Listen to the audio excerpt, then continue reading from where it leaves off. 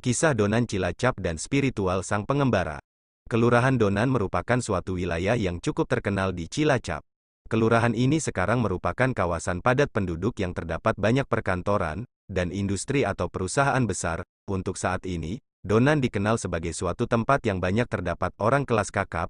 Namun, walau demikian, Donan ternyata merupakan tempat yang bersejarah terkait dengan Cilacap, karena di Donan banyak terdapat petilasan, dan juga di pemakaman Karangsuci, terdapat makam salah satu Bupati Cilacap. Dahulu kala, desa, belum kelurahan, Donan sangat luas, belum terpecah-pecah seperti sekarang. Sebagai daerah pesisir yang dekat dengan Pulau Nusa Kambangan, mungkin merupakan kriteria tempat yang cocok untuk digunakan olah rasa atau ritual, semedi, meditasi, tapa. Buktinya, hingga saat ini masih banyak petilasan yang ada, meski diantaranya sekarang sudah tidak termasuk dalam wilayah Kelurahan Donan. Di antara petilasan tersebut adalah Panembahan Kendil Wesi, Panembahan Singalodra, Daun Lumbung, dan petilasan Santri Udik. Di antara tokoh-tokoh yang pernah lelaku di Donan, salah satu yang tersebut adalah Santri Udik. Santri Udik ini menimbulkan banyak versi cerita, ada yang menyebutnya dengan nama Cantrik Undik, Santri Gudik, Santeri Gundik, dan sebagainya. Ia pun dikatakan sebagai murid dari Sunan Kalijaga, bahkan ada juga yang menyebutnya sebagai Sunan Kalijaga yang menyamar. Namun, yang jelas ia adalah seorang yang melakukan perjalanan spiritual dengan tujuan tertentu yang tidak semua orang mengerti tujuannya dan bahkan asal-usulnya. Lalu siapakah sejatinya Santri Udik? Untuk menambah wawasan, simak kisah di bawah ini. Semenjak Keraton Nusa Tembini tidak ada, penduduk yang semula menempat di sekitar keraton dan di beberapa wilayah lainnya, kemudian sebagian besar dari mereka menempat di desa, sekarang Kelurahan Donan, Cilacap.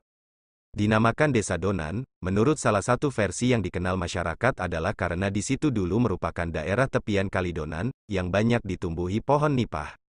Pohon ini dalam bahasa Jawa dikenal dengan nama daon, yaitu sebuah pohon yang berdaun seperti daun pohon kelapa dan daunnya sering dimanfaatkan untuk membuat atap. Saat ini masih sering digunakan di rumah-rumah makan lesehan khas tradisional untuk atap saung, karena wilayah itu merupakan kawasan seperti rawa yang banyak pohon daunnya, maka dikenal dengan sebutan daonan. Daonan itulah yang, mungkin, menimbulkan nama Donan.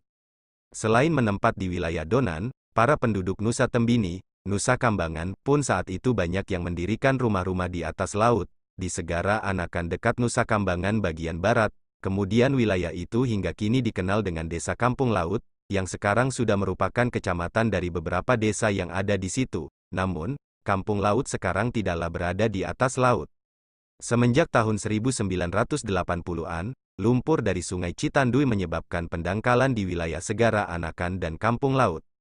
Akhirnya, sekarang Kampung Laut sudah berkontur tanah, meski merupakan dataran rendah dan sangat sulit untuk mendapatkan air sumur.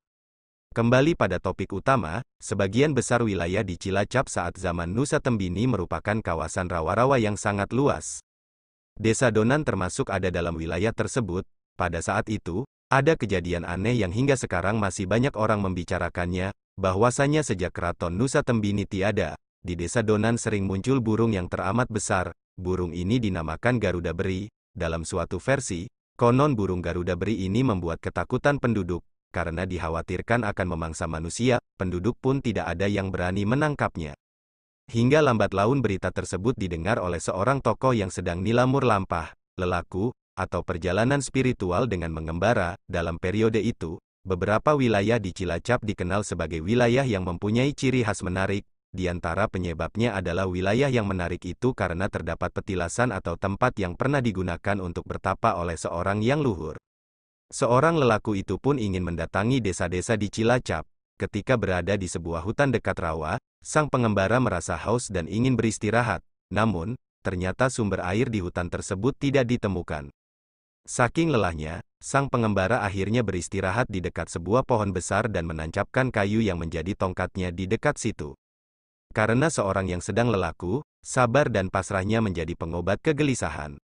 Setelah sejenak beristirahat dan masih merasa haus, pengembara itu berniat melanjutkan perjalanan sambil mencari sumber air. Namun, begitu tongkatnya dicabut, memancarlah air dari tanah di mana ia menancapkan tongkat itu. Alhasil, sang pengembara meminum secukupnya. Namun, dalam hal ini, air yang memancar tidaklah seperti musibah lumpur Sidoarjo. Pancaran air tersebut menjadi mata air dan membentuk sebuah sendang. Sendang itu sekarang dinamakan Sumur Gemuling.